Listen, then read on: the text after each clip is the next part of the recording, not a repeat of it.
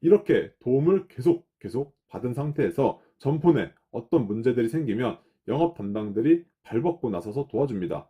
또한 매출을 올릴 수 있게 각종 고지물이라든지 운영 관련 팁들을 전수해 드립니다.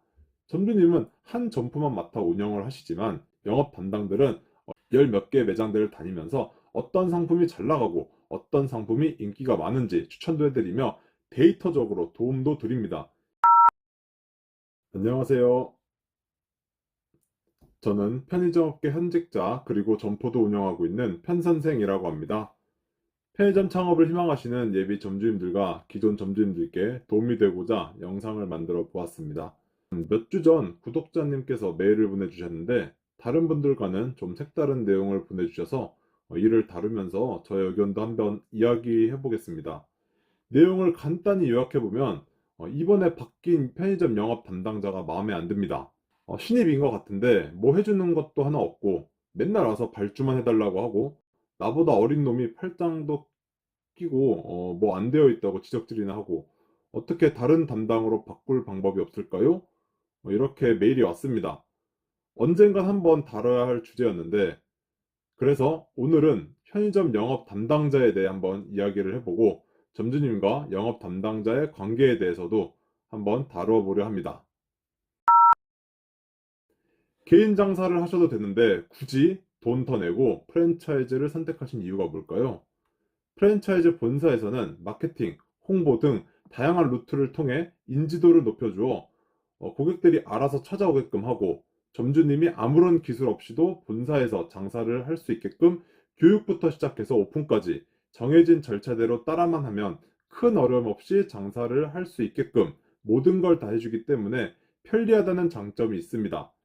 또한 오픈 후 장사를 하면서 물어보고 도움받고 의지할 수 있는 영업 담당자, 즉 슈퍼바이저라고도 하죠. 내 매장을 담당하며 관리해주는 직원이 있어 굳이 더 많은 비용을 지불하며 프랜차이즈를 선택하곤 합니다. GS15는 OFC, CU는 SC, 세븐은 FC, 이마트24는 SV. 브랜드 회사마다 하는 일은 비슷하나 영업 담당자를 지칭하는 단어들은 다 다릅니다. 이런 영업 담당자는 보통 대학교 4년제를 졸업하고 치열한 경쟁을 거쳐 입사를 하게 되는데 직영점에서 점장 생활을 6개월에서 1년 정도를 마치고 점포를 관리하는 영업 담당자가 됩니다. 요즘에 합격하는 후배들은 학벌이 정말 장난 아니더라고요. 깜짝 놀랐습니다. 아무나 못 들어옵니다. 처음에는 내가 점주님들과 함께 매출을 올릴 수 있을 거라는 자신감에 차서 열심히 이것저것 하려고 하지만 금세 현실을 깨닫고 맙니다.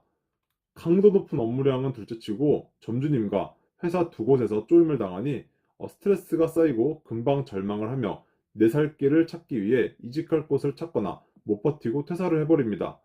이 때문에 이직률이 매우 높고 점포 담당자는 정말 자주 바뀌게 됩니다. 아마 5년 동안 편의점을 운영하셨던 점주님들은 점포 담당이 조금 과장해서 10번은 바뀌었을 겁니다. 편의점 영업 담당들은 브랜드마다 다르지만 보통 1인당 점포를 평균 15개에서 18개 정도 맡고 있습니다. 물론 회사마다 다릅니다. GS15는 10개에서 12개 정도 맡고 있고 이마트24는 30개 이상으로 가장 많이 맡고 있습니다. 하는 것 없이 매장들을 돌아다니면서 순회한다고 생각하시면 큰 착각하신 겁니다. 매주마다 발생하는 점포 이슈들을 해결해 줘야 하는데 점주님한테는 한두 건일 수가 있으나 영업 담당한테는 담당 점포들의 한두 건들이 모이면 엄청나게 많아집니다. 또한 본부 임차, 점주 임차 계약 만료점, 재계약 또는 계약 해지 통보 시 점주 구인도 해야 하며 전화대기는 기본이고 매장별 매출의 각종 수치들 데이터 정리도 하고 빼빼로데이, 발렌타인데이, 화이트데이, 크리스마스, 설날, 추석 각종 이벤트가 있는 달이면 매출을 높이기 위해 사실 할당된 목표 달성을 하기 위해 발버둥을 치고 회사에서 내려준 각종 현안들을 점포에 적용시켜야 하며 점주님들을 설득하여 발주도 넣어야 하고 등등 정말 굳이 할 일을 세자면 하루 종일 떠들 자신이 있고 굳이 말하자면 끝이 없습니다. 업무 중에도 전화는 엄청나게 많이 옵니다. 할 일이 너무나도 많기 때문에 영업 담당들은 우선순위를 정하여 급한 일부터 업무를 순차적으로 처리하고 있습니다. 물론 점포에 급한 문제가 생기면 그게 가장 급하겠지만 주 업무는 발주라고 생각하시면 될 것 같습니다. 직접 발주를 넣었다가는 강제 발주로 큰일이 나고 점주님들을 설득하여 발주를 넣어야 하는데 본사에서는 압박이 너무 심하여 결국 강제 발주가 되어버려 점주님과의 관계가 나빠지기도 합니다. 이전 남양 유업 사태처럼 과거에는 편의점 회사들도 인터넷 기사가 정말 많이 떴습니다. 무슨 영업 담당인지 발주 담당인지 모를 정도로 업무의 절반은 발주가 차지하고 있으며 회사에서는 신상품이 나올 때마다 발주를 넣으라고 압박을 하고 도입률을 체크하여 개인 또는 팀별로 경쟁을 시킵니다. 발주하랴, 현안 처리하랴. 사실 바빠야 정상인데 편하게 다니는 몇몇 분들이 계십니다. 이분들은 진급에 별 관심이 없고 회사에서 시키는 각종 업무들은 잘 하지도 않으면서 점주님이 요청한 것들은 무조건 다 안 된다고 하며 그냥 별 스트레스 받지 않고 편하게 회사 다니는 사람들입니다. 모두가 다 이렇다고 생각하지 않으셨으면 좋겠습니다. 편의점을 처음 오픈하면 잘 모르고 버벅대고 겁나고 하실 텐데 이때 물어볼 사람은 영업 담당자밖에 없을 겁니다. 오픈 전 교육을 함께 했던 동기들과 헤어질 때 단체 카톡방을 만들고 이곳에서 서로 정보 공유하고 궁금한 거 물어보고 하다가 어느 순간에는 서로 바쁘고 밤낮이 바뀌고 연락이 뜸해지다가 결국 혼자가 되거나 마음에 맞는 한두 명 점주님들밖에 남지 않게 될 겁니다. 그래도 1, 2주에 한 번씩 오는 영업 담당자와 잘 맞으면 필요할 때 언제든지 전화해서 물어볼 수도 있고 여러 도움들을 받으며 점포 운영을 할 수 있지만 나랑 정말 맞지 않은 영업 담당자가 오면 말도 섞기 싫고 제발 오지 말았으면 생각하실 겁니다. 한번 생각해 봅시다. 학창 시절에 한 반에 50명이 있다고 치면 50명 모두 친하게 지내셨나요? 절대 그럴 수가 없습니다. 자신과 마음이 맞는 50명 중에 한 5명에서 10명? 한 10%에서 20% 정도만 정말 친하게 지내고 70% 정도는 서먹서먹하지 않을 정도로 그냥저냥 잘 지내셨을 겁니다. 그리고 나머지 10%, 20%인 5명에서 10명은 나랑 정말 안 맞아서 말도 안 하고 심지어 가장 싫어하는 친구들도 있었을 겁니다. 영업 담당자도 마찬가지입니다. 일적으로 만난 사이여도 자신과 잘 맞아서 형 동생 하는 사람도 있고 맨날 만나면 욕하면서 싸우고 만나기 싫지만 어쩔 수 없이 일적으로 만나야 되는 경우도 있습니다. 전자일 경우 서로 윈윈이어서 너무 좋지만 후자일 경우에 문제가 됩니다. 저한테 영업 담당자 바꿀 수 있는 방법이 있냐는 질문에 메일을 보내주셨던 구독자님도 후자의 경우였기 때문에 고민 상담을 하셨습니다. 결론부터 말씀드리면 점주님과 너무 안 맞는다 싶으면 보통 바꿔주곤 하는데 팀장 재량입니다. 하지만 바뀐다고 좋은 사람이 온다는 보장은 없습니다. 복불복입니다. 더 안 맞는 사람이 올 수도 있고 반대로 좋은 사람이 올 수도 있습니다. 또라이 보존의 법칙 들어보셨나요? 어느 집단, 조직에 가도 꼭 한두 명 이상한 사람이 있습니다. 만약 이상한 사람이 없다면 본인이 그 이상한 사람이라는 우스갯소리로 이런 농담이 있는데요. 어느 집단, 조직이든 꼭 물을 흐리는 미꾸라지 같은 존재들이 있습니다. 본인은 그걸 잘 모릅니다. 하지만 남들은 다 알고 있고요. 거르고 걸러 치열한 경쟁률을 뚫고 대기업에 입사했다고 해도 이기적이고 기회주의자며 개념 없는 직원들이 꼭 몇 명씩은 있습니다. 같은 직원이 봐도 이건 아닌데 라고 생각하는 직원들도 은근히 많습니다. 이들이 아버지, 어머니 뻘 되는 점주님들에게 가서 아니, 아버지, 어머니 뻘이 아니어도 본인보다 젊은 점주님들에게 가서 자신이 뭐가 되는 양 지시하고 명령하고 부하 다루듯이 강제로 발주를 하거나 무언가를 강요하면 당연히 첫 만남의 관계는 회복될 수 없을 만큼 나빠지기 마련입니다. 반대로 점주님들 중에서도 좋으신 분들이 대부분이겠지만 10점포 중 한두 점포 점주님들은 소위 악성 점포로 분류되어 최선임들의 관리를 받게 됩니다. 관리라고 하면 좀 그렇고 사실상 방치입니다. 이런 점포들 중에서도 몇몇은 회사의 불평불만이 매우 많고 욕을 입에 달고 사시는 분들도 있으며 회사가 원하는 방향과 반대가 되는 예를 들면 매장에서 담배도 피고 청소를 하지도 않으며 유통기한 지난 상품들을 판매하고 불친절하여 클레임이 자주 걸리는 등등 손님들조차 가기 싫어하는 그런 점포들이 간혹가다 한두 군데가 있습니다. 이렇게 최악의 경우를 제외하고 대부분 7, 80% 정도는 점주님과 영업 담당자는 막 엄청 친하지는 않더라도 그냥저냥 업무적으로 대화도 잘 나누고 서로 도움도 주고받고 하며 관계를 잘 유지하고 있습니다.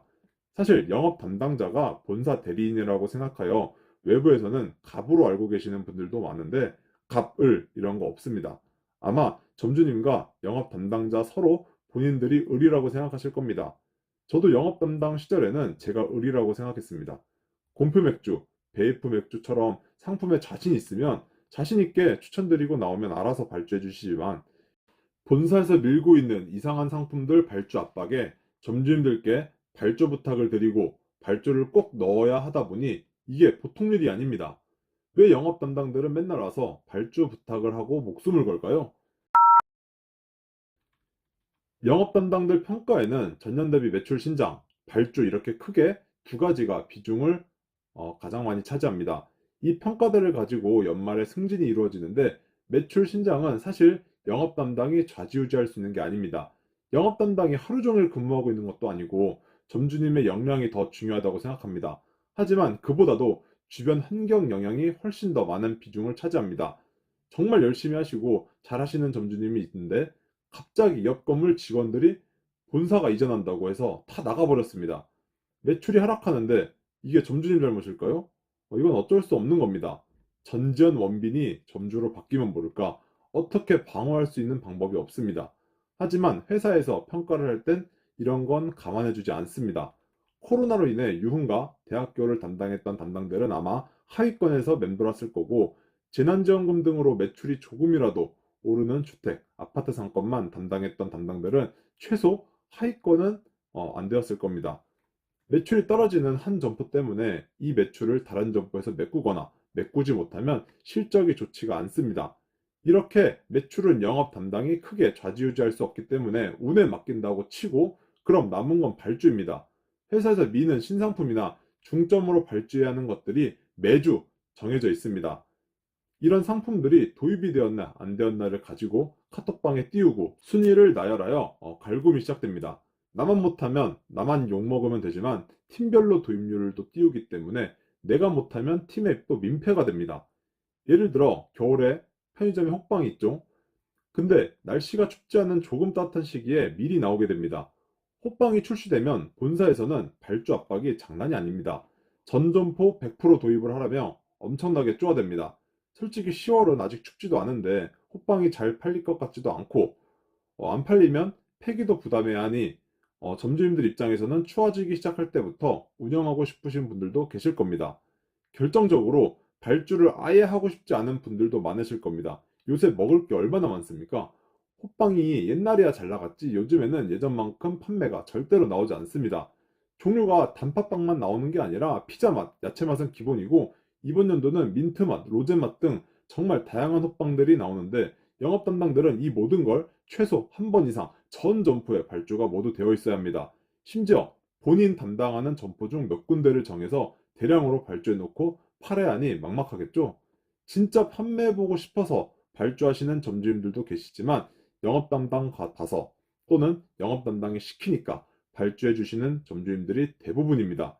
이렇게 도움을 계속 받은 상태에서 점포 내 어떤 문제들이 생기면 영업 담당들이 발벗고 나서서 도와줍니다. 또한 매출을 올릴 수 있게 각종 고지물이라든지 운영 관련 팁들을 전수해 드립니다. 점주님은 한 점포만 맡아 운영을 하시지만 영업 담당들은 열 몇 개 매장들을 다니면서 어떤 상품이 잘 나가고 어떤 상품이 인기가 많은지 추천도 해드리며 데이터적으로 도움도 드립니다. 이렇게 악어와 악어새의 관계처럼 서로 돕고 사는 관계가 가장 이상적이며 상부상조하는 관계입니다. 만약 영업 담당이 너무 고맙고 좋다면 높은 사람이 간혹가다 왔을 때 담당 칭찬을 해주는 게 가장 좋습니다. 점주님들에게 인정을 받고 칭찬이 쌓이고 쌓이면 소문이나 일 잘하는 담당으로 인식이 되기 때문입니다. 오늘은 영업 담당자와 점주님과의 관계에 대해 이것저것 이야기를 해보았습니다. 점포를 하시면 가족들, 단골 손님들 이외 아마 가장 많이 만나는 사람이 영업 담당일 겁니다. 그래도 미우나 고우나 최소 1, 2주에 한 번은 얼굴을 보니 말입니다. 점주님도 먹고 살기 위해 점포를 하시지만 영업 담당자들도 먹고 살기 위해 일을 합니다. 서로 좋은 관계로 지내면 누군가의 자식이고 아버지, 어머니이기도 한 담당들에게 먼저 다가가 주시면 분명히 뭔가 돌아오는 게 있을 겁니다. 하고 싶은 이야기는 너무 많지만 영상이 더 길어질 것 같아서 여기서 마치고 나중에 영업 담당자가 출근해서 어떤 일을 하는지, 연봉은 얼마인지, 점주님과 어떻게 지내야 되는지, 점주님들은 어떻게 해주셨으면 좋겠는지 등등 다시 한번 정리해서 영업 담당자 주제를 다루어 볼 건데 그때 또 한번 말씀드려 보겠습니다. 주말이어도 근무하고 계시는 점주님들 힘내시고 한 해 마무리 잘 하시길 바랍니다. 지금까지 편 선생이었습니다. 시청해 주셔서 감사드립니다. 좋은 주말 보내세요.